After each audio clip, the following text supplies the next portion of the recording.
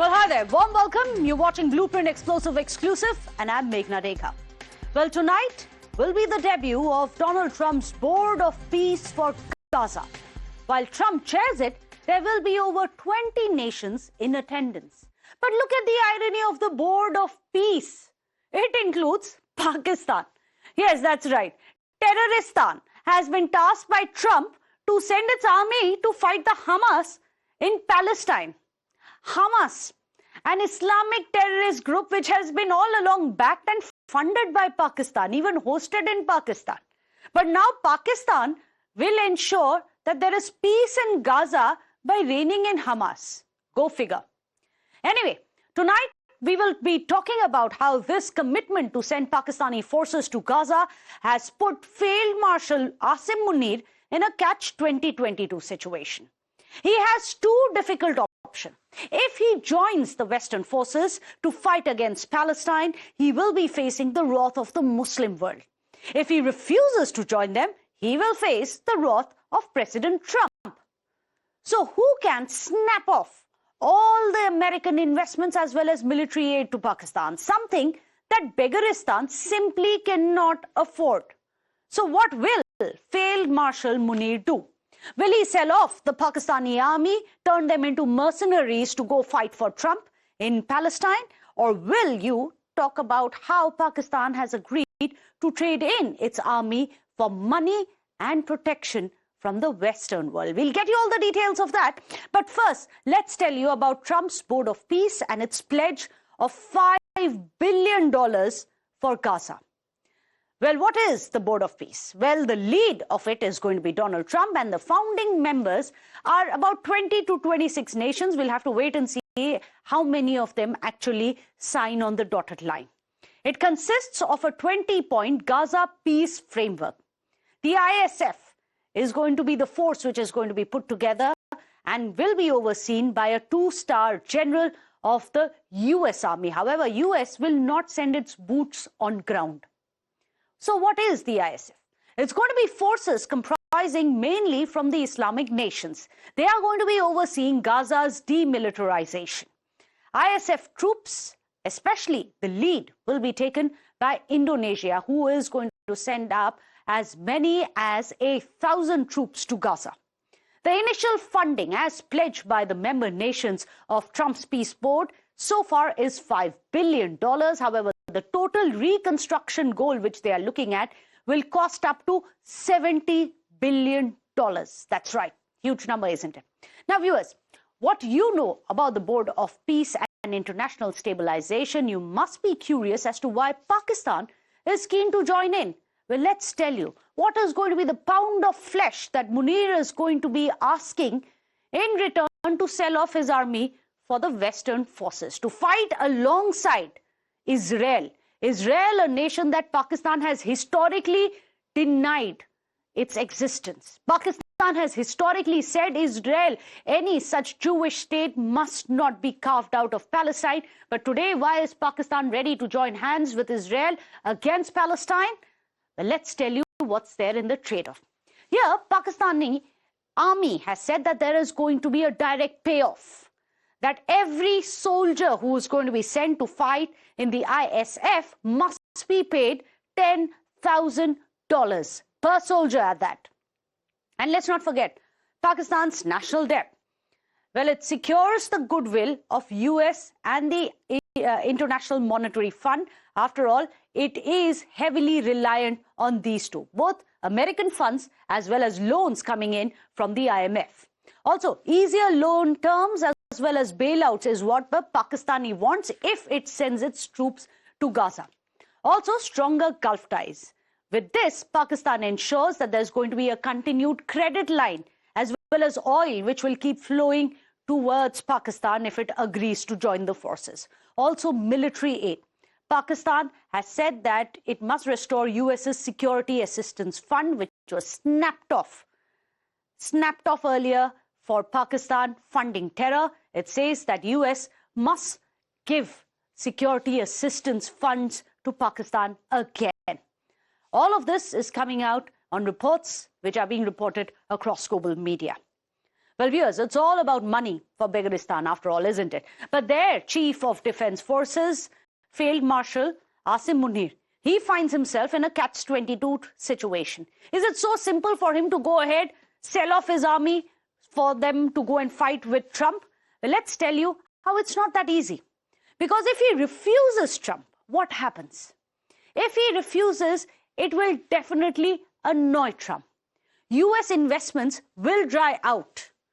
Banking on US security aid is something that Pakistan does. Can it afford to do without American funds? Also, more military of Pakistan also means there is more pressure being built on Pakistan to join Trump's forces, because Trump wants an army which is essentially comprised of forces from Muslim nations. And Pakistan, we all know, its only investment is in defense, which is why it has a considerable army, which America is eyeing to put in place and deploy in Gaza.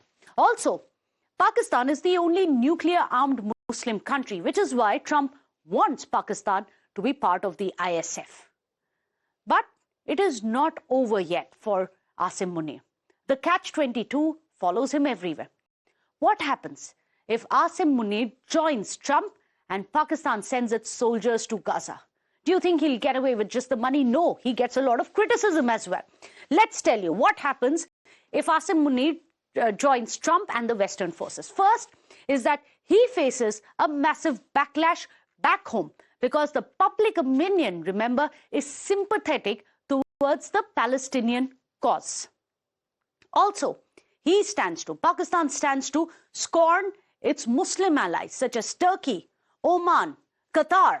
These are the nations who are not going to take it very well if Pakistan sends boots to Palestine. Also, Pakistan has historically never recognized Israel, even when it was carved out. In 1948, Muhammad Ali Jinnah, Pakistan's founder, had stood out, opposed Israel, opposed the creation of a Jewish state. Will today they backtrack and betray the Palestinian cause, something that Pakistan has backed all along historically? Well, it is going to be catch-22 for Pakistan. After all, let's not forget, Pakistan has been very close to Palestine. Palestine, which was under the control of the Hamas, and Pakistan has been very close to Hamas. In fact, it has hosted Hamas and many of these Hamas's terror conclaves in its own soil. But today, look at the situation. Even Hamas is skeptical. Even Hamas, a terrorist organization, does not trust Pakistan. As per the director's report, and we are going to get you the details of that. Why? Well, as per the director's report, Hamas is skeptical of Pakistan as a supporter of Islamic cause, saying that there is a history of Pakistan bending to US, especially when it comes to a time of economic crisis. Hamas also believes that Pakistan depends on international funds and IMF loans, so Pakistan may be forced to bend over backwards to accept the disarmament of Hamas, something that the West wants. But it's not just Hamas. All the other Islamic groups also do not trust Pakistan. The Jamiat Ulema-e-Islam has said that Asim Munir has capitulated to the Western interests by agreeing to join the forces. They ask, how can Pakistan join a forum along with Netanyahu, the president of Israel? They've also said that this is self-deception, given how there is so much of suffering in Gaza. Then there is Jamaat-e-Islami, which has also taken on Asim Munir, very angry with Asim Munir, because they are saying that Trump's board is a new form of colonization, and which is why they no longer trust Asim Munir. No one trusts Asim Munir. In fact, even veterans of the Pakistani army don't trust the field marshal. After all, there is an organization of military veterans who have issued an open threat to the Pakistani army chief, and they are saying that if you deploy our army, let's tell you that we will never forget or forgive. They have said in this statement that participating in the ISF, which of course is the force of the Trump peace board, they have said participating in the ISF is a monstrous betrayal, that the board ignores the voice of the oppressed Gazans, that it will never forget or forgive Pakistan if it participates and sends boots on the ground. It also says that it rejects it immediately and unconditionally right now. Do not send your troops there. Also has warned Asim Munir, choose wisely or else risk soldiers' resentment. This is a February 18th statement of the veterans of Pakistan. Well, Pakistan does not have a choice. Asim Munir does not have a choice. Why? Look at the numbers on your screen. Pakistan is in a sinkhole of debt. This is the reason. It's no longer Terroristan. Terroristan has been forced to its knees as Beggaristan because these numbers don't lie. Pakistan's external debt is $130 billion. Pakistan's forest reserves are $18 billion, which is merely enough for 2.5 months of imports. After that, they have no money whatsoever to import anything.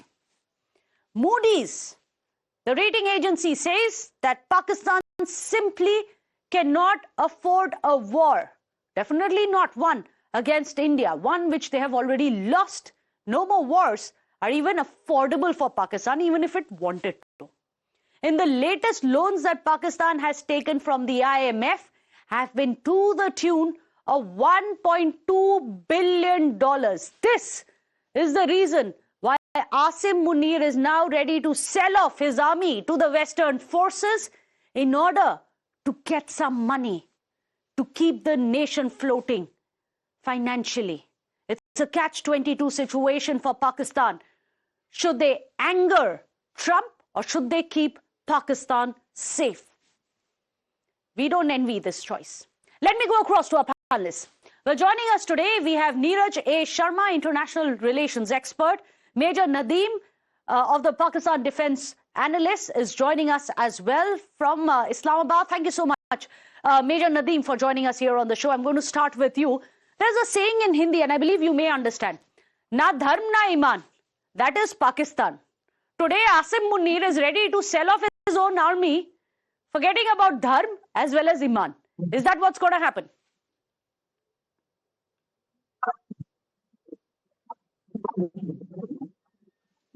Sorry, I couldn't hear you. Yes, very convenient. Asim Munir can't hear. Major Nadeem, people like you also, many of the former army veterans have written to Asim Munir. I was saying, na dharm na iman. Is that what Pakistan is today? Ready to sell off its army to fight in Gaza? Oh, this is not true. It has got so many aspects. You know, number one is the reality, right?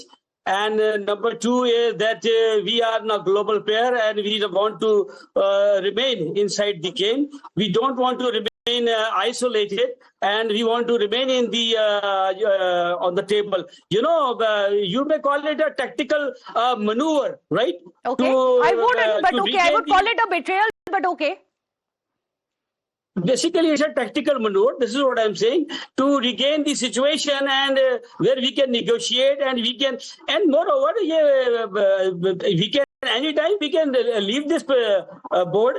This is not compulsion that we remain in it. We have accepted it. And the second reality, you know that it's a very we have got a very fragile economy and we can't afford to annoy the Trump. And this time, you know, he's very furious. And another Major Naseeb, he's also smiling. So this is the true. No, I agree with you. That is the truth. You cannot afford to fight off Trump. But Major Nadeem, a little bit of pride, a little bit of integrity of Pakistan, that also is being sold off. You're going to send your own troops to fight against people, fight against Hamas, whom you have backed. You have Hamas conclaves happening in Pakistan's backyard. You have backed Hamas all along. You have stood by the Palestinian cause.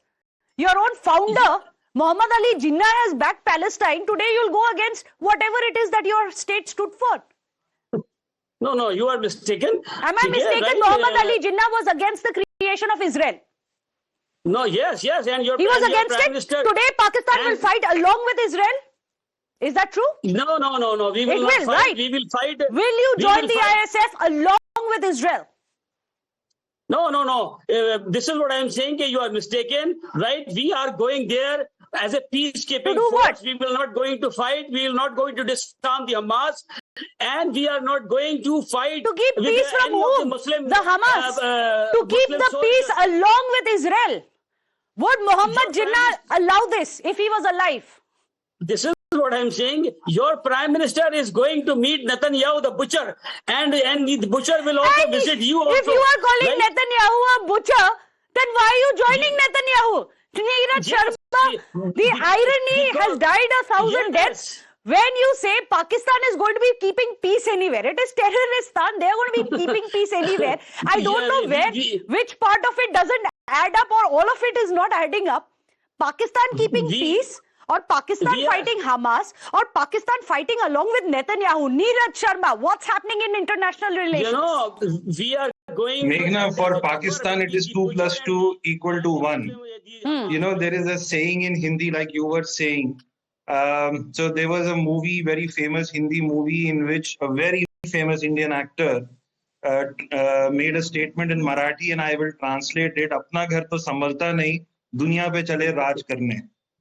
So Pakistan, and by the way, I think Major Nadeem has probably annoyed Field Marshal Asim Munir by saying that we will be part of the board. If we like it, we'll be part of it. If not, we'll walk away.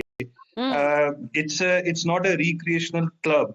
If US hears it, I think it's not going to go down well. Trump will not like it. Absolutely. You know, Pakistan has called itself recently as the custodian of Islamic interests in the world. In fact, when he was General Munir itself says the basics of Pakistan is kalima. And I was just reading recently that Israel has rejected and opposed Pakistan's role, and because Pakistan has links with the Hamas, and it's not going to be easy. Pakistan have their internal compounding issues. Come 2026, they have intense political volatility. They have infighting inside. We don't know where their former prime minister is, who was jailed. The world wants to know. There is crumbling economy and inflation, as we saw the data on your screen that you were sharing, Meghna, sometime. There is escalating security threats. What about Balochistan? They are facing severe threats from Balochistan. So how are they going to manage that? 20,000 soldiers is what they are committing according to the reports at $10,000 a soldier. So which means that they are selling the soldier at $10,000. So the cost of a soldier's life is $10,000. Let me put that across to Major Nadeem. He is someone who used to be in the Pakistani army. Major Nadeem Saab, how would you justify that? Today, Asim Munir, your field marshal, has put a price to the life of a Pakistani soldier because they don't have the money. Selling off soldiers as if they are mercenaries. We have got ample money, right? You have? Documented. Where? Yes. Where's the money? Go and do it. If you want, I'll put out the statistics. You can tell us where this money is. You have money because you got a loan from the IMF and from America. You go and Google it and see the poverty level of India and Pakistan, right? Go and compare it. That's the difference between you and me, sir. You may believe this WhatsApp. You may believe the WhatsApp university. I don't subscribe to that. I have gotten my details, my facts, my statistics from reputed sources such as the IMF. If you can quote the IMF, you have it on your screens. Aap dekh lijiye. You'll be able to see this. I don't know what WhatsApp university you are referring to. What are you Googling? This is the truth. I accept it, right? We have got a fragile economy, right? We have got the poor governance, but the government is trying hard. And you see, just after the Operation Sindoor 1 and waiting for the Operation Sindoor 2, 1 and 2 in between. So you see, we are in the taking you lost. The second one, you are selling off your own soldiers. Neeraj Sharma, this is what they've been reduced to. And interestingly, Neeraj, you raised that point. You talked about Hamas. You talked about the Islamic alliance partners of Pakistan. Hamas doesn't trust Pakistan. That's the state. Its credibility is lower than a terrorist body. We are not alone, madam. We are not alone. There are so many Islamic Pakistan loses in a field of war and field of cricket also.